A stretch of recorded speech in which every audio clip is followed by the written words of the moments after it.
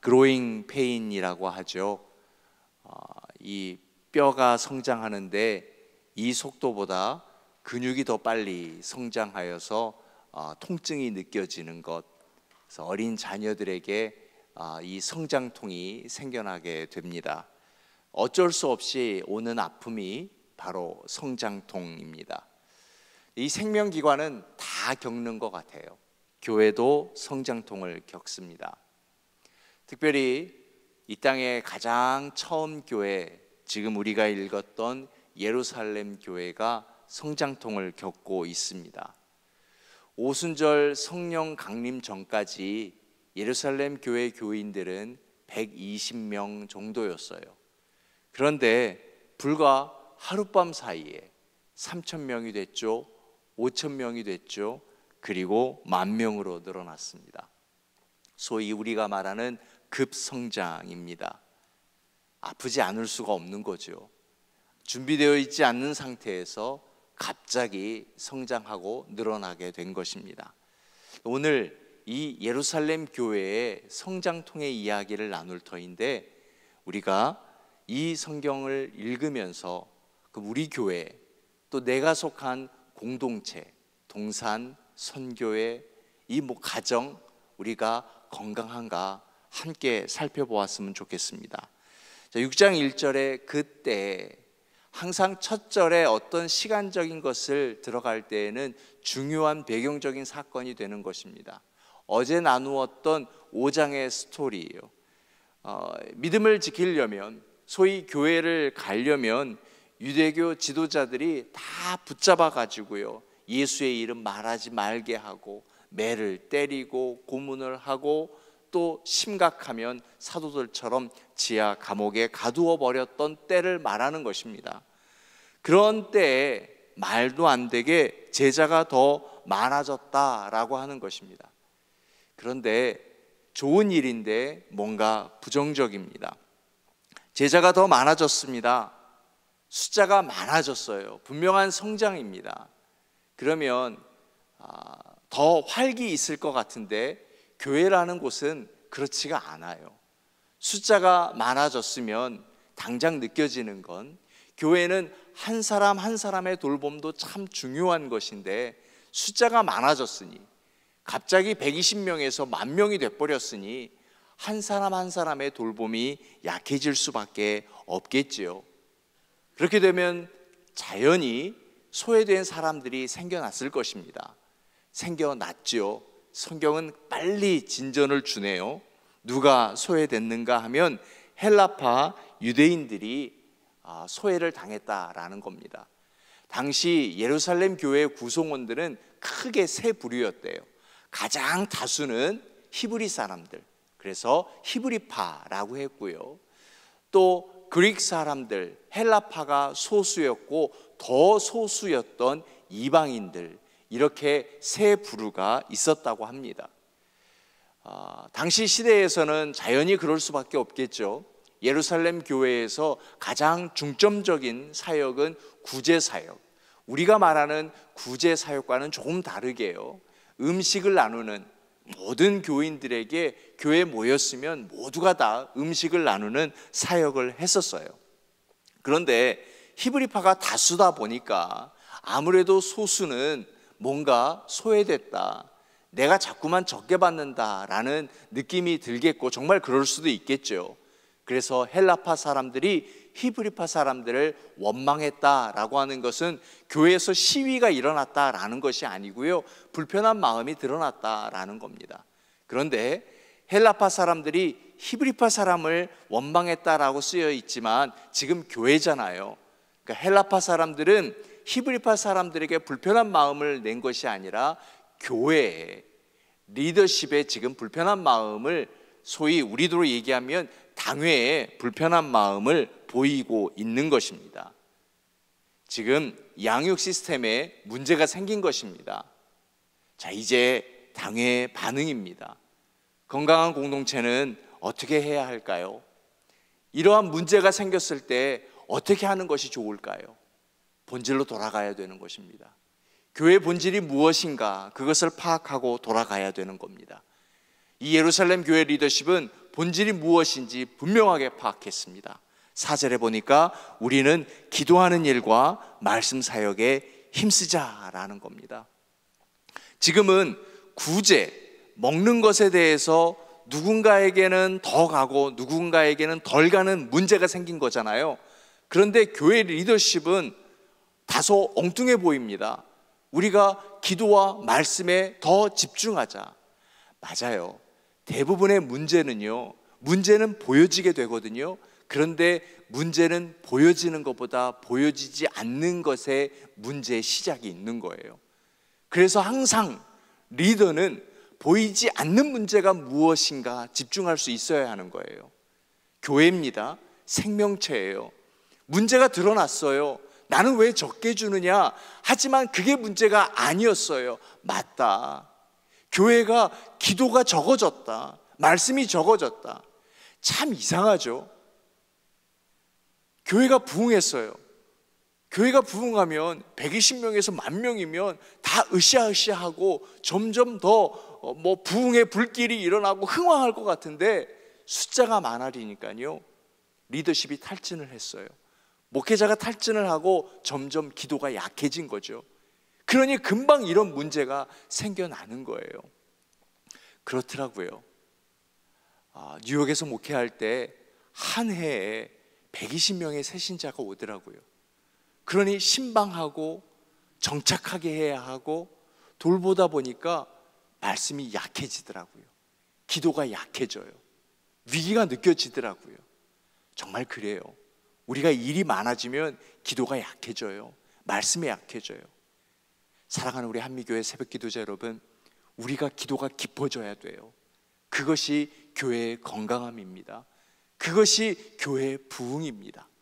어떠한 일이 오더라도, 아무리 일이 많더라도 그 일을 줄일 망정 기도와 말씀에 집중할 수 있는 기도자 되시기를 주님의 이름으로 축원하여 드립니다. 부흥하는 교회도 여러 가지 문제에 부딪힐 수 있습니다. 교회 내 문제와 갈등이 생기면 본질로 돌아가야 하는 것입니다. 기도와 말씀입니다. 진정한 부흥은 말씀과 기도에서 오기 때문입니다. 그래서 우리는 말씀을 붙잡아야 하는 것입니다. 자, 리더십이 결정했습니다. 우리 기도와 말씀만 집중하겠습니다 했더니 5절에 보십시오. 온 무리가, 예루살렘 교회의 온 성도들이 이 말을 듣고 기뻐했다라는 겁니다. 사실 그래요. 리더십보다 먼저 모든 성도, 모든 군중이 그걸 알고 있어요. 그래서 기다렸던 거예요. 우리에게 더 먹을 것을 주십시오 라는 말을 듣고 싶은 것이 아니라, 이제 우리 교회 리더십이 기도와 말씀으로 집중한단다, 이 말을 듣고 함께 기뻐했다. 이것이 바로 성령의 역사인 것입니다. 성령의 역사는 누군가는 방언을 하고, 누군가는 입신을 하고, 누군가는 귀신 물리치는 능력, 이것도 성령의 역사이지만은요, 기본적인 성령의 역사는 모두가 다 같은 마음이 되는 것입니다. 자, 예루살렘 교회가 이제 그 10,000명이 한 마음이 됐어요. 맞다. 교회는 누가 더 먹고 누가 덜 먹고의 문제가 아니라 이제 우리가 기도와 말씀에 집중해야 되겠구나. 그리고 사람을 세우기 시작합니다. 조건이 믿음과 성령이 충만한 사람이에요. 예배를 말하는 거예요. 기도와 말씀 역시 예배인 거예요. 여러분, 예배가 깊지 아니하면 사역이 오래 가지 못합니다. 우리 교회가 깊게 사역을 하려면, 더 넓게 사역을 하려면 그 사역에 집중하는 것이 아니라 예배에 집중하는 교회가 되어야 해요. 역동적인 예배가 있는 우리 교회 사역의 초점의 제1번입니다.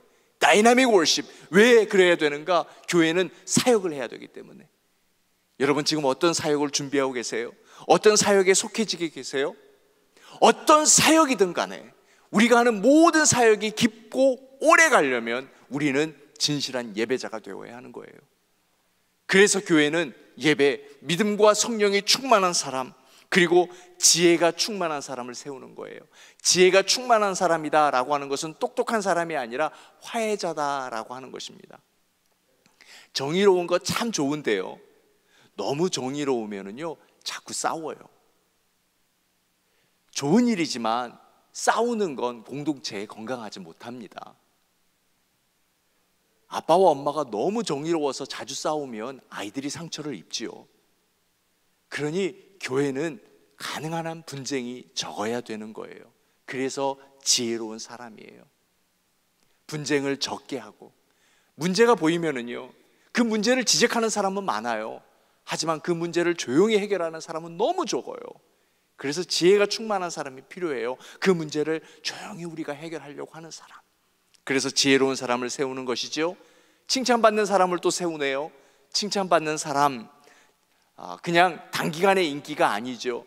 저 사람 칭찬받으려면, 존경받으려면 장기간에 검증된 사람이다 라고 하는 것입니다. 왜 그래야 할까요? 그래야 영적 권위가 있기 때문에. 우리는 사역을 하기 위해서 영적 권위가 필요해요. 그래서 장기간 검증하고 검토하고 또 존경받는 사람이 필요하다라는 겁니다. 자, 그런데 오늘 저는 하고 싶은 얘기가 여기에 있어요. 지금까지는 다 그냥 예로 든 거고요. 5절에 보십시오. 5절에 보면은 이러한 사람이 세워졌어요. 세워졌는데 어떠한 사람이 세워졌는지 보십시오. 스데반, 빌립, 브로고로, 니가도르, 디몬, 바메나, 니골라. 눈치채셨어요? 감이 안 오시죠? 전부 다 헬라파 사람들이에요. 헬라파 사람들이 불만을 토로해서 헬라파 사람들을 세웠을까요? 그렇지 않아요. 제가 아까 슬쩍 말씀드렸는데 예루살렘 교회의 다수는 어느 사람이라고요? 히브리파 사람이라고. 교회가 처음 조직을 하는 거예요. 조직을 하면 다수가 다수를 미는 것이 정치적인 원리이잖아요. 그런데 단 한 사람도 히브리파가 속해 있지 않았어요. 전부 다 헬라파 사람이 세워졌어요. 누가 밀었을까요? 역시 우리 한미교회는 정치를 안 하니까 모르시는군요. 히브리파 사람들이 밀었어요. 히브리파 사람들이 정치에 역행을 하면서 자기는 참고 헬라파 사람들을 밀어주었던 거예요. 이것이 지혜예요. 누가 스트라이커냐, 누가 어시스트냐. 지혜는 이것을 분별하는 거예요. 이걸 구별하는 거예요. 사랑하는 여러분, 우리 교회가 성장하고 부흥하려면 우리가 지혜를 가져야 하는데, 나는 지금 헬라파인가, 나는 지금 히브리파인가. 만약 내가 히브리파라면, 내가 어시스트라면 나는 열심히 도와주어야 합니다. 그런데 내가 지금 헬라파가 됐습니다. 그럼 나는 스트라이커가 되어서 열심히 골에 집중할 수 있어야 하는 것입니다. 이래야 부흥하는 것입니다. 함께 예배하게 될 때 이것이 분별돼요. 예배에 깊어지면 나는 지금 헬라파야. 그럼 나는 열심히 지금 사역에 뛰어들어야 돼. 나는 지금 히브리파야. 나는 도와줘야 돼. 열심히 밀어줘야 돼. 내가 앞에 나설 필요 없어. 내가 인기를 받을 필요가 없어. 그렇게 히브리파와 헬라파를 구별하면서 내가 서로 돕고 내가 앞에 나아가게 될 때, 또 헬라파가 너무 지쳤어요. 그럼 이제 내가 나가는 거죠. 당신이 히브리파가 돼, 내가 헬라파가 될게. 내가 헬라파가 되고 당신이 히브리파가 돼. 서로 돕고 도울 때 교회는 부흥하게 되는 것입니다. 보실래요? 7절, 헬라파 히브리파가 다 구별돼서 그 일을 했더니 하나님의 말씀이 점점 왕성하여졌다라고 하는 것입니다. 부흥은 또 다른 부흥으로 이어지는 겁니다. 이것이 교회입니다. 어떠세요? 우리 동사는 헬라파와 히브리파가 서로 구별되어서 밀어주고 있는가요? 우리 선교회는 헬라파와 히브리파가 서로 밀어주고 당겨주고 있는가요? 우리 가정은, 우리 교회는 그러한 건강한 공동체가 되어서 부흥이 부흥을 낳고 있는가요? 이 말씀을 보면서 우리 이 말씀대로 기도하십시다. 하나님, 우리 한미교회, 나는 히브리파가 될게요. 그래서 헬라파를 밀게요. 어시스트 할게요. 하나님, 이번에 제가 헬라파가 될게요. 그래서 사역을 위해서, 선교를 위해서 제가 나아갈게요. 골을 넣기 위해서 강력한 스트라이커가 되고 앞에 나아갈게요. 그렇게 밀어주고 나아가게 될 때, 용기 있는 자가 나아가고 또 뒤에서 밀어주게 될 때, 그럴 때 교회는 더 말씀이 흥왕하여 부흥하게 되는 것입니다. 이제 예루살렘 교회를 보지 말고 우리 한미교회가 이러한 교회가 될 수 있도록 예루살렘 교회의 모델링을 하여서 그대로 따라갈 수 있는 한미교회, 그리고 여기 모인 새벽 기도자 되시기를 주님의 이름으로 축원하여 드립니다. 이 말씀 붙들고 함께 기도하죠. 하나님, 지혜와 성령이 충만한 집사가 세워지고 교회 행정과 구제 사역이 잘 감당되어지고 사도들이 말씀 사역과 기도에 집중하는 그런 한미교회 되게 하여 주옵소서. 예루살렘 교회가 이제 한미교회의 역할이 될 수 있도록 인도하여 주옵소서. 기도해 주시고요. 오늘 기도의 집 사역을 갑니다. 기도의 집 사역을 가시는 분 위에 함께 하여 주시고, 또 우리가 준비하고 나아가는 그 사역 위에 많은 난민들이 또 노숙자들이 큰 위로받을 수 있도록 위에서 기도해 주시고, 기도의 집 사역자들을 위해서도 기도해 주시며, 내일 주일 예배 있습니다. 주일 예배를 잘 준비해야 됩니다. 특별히 또 할러데이 롱 위크엔드라 많은 성도들이 출타합니다. 우리 출타한 성도들 안전하게 지켜달라고, 또 신앙의 타협 없이 잘 믿음 지켜가며 여행 마치고 올 수 있도록 위해서 기도해 주시고, 아프신 분들, 특별히 우리 신미경 집사님의 어머니 호스피스 병동으로 옮기셨는데 마지막 생에 평안하고 잘 준비하실 수 있도록 위해서 기도해 주시기 바랍니다. 통성으로 기도합니다. 은혜로우신 아버지,